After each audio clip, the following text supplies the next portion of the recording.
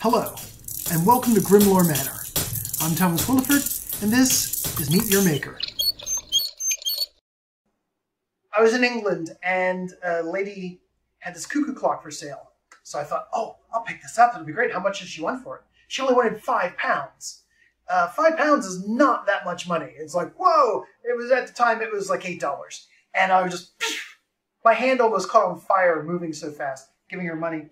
And my friends, who I kind of sent them off in another direction. Oh, what's that pretty brass thing over there?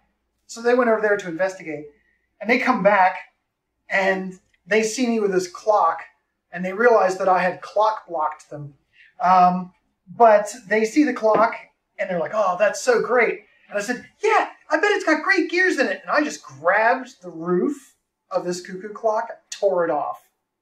And you could hear silence from everyone around me. I think the lady had a heart attack right there. And my friends are like, I see pitchforks and torches. Time to go, Thomas. We're out of here.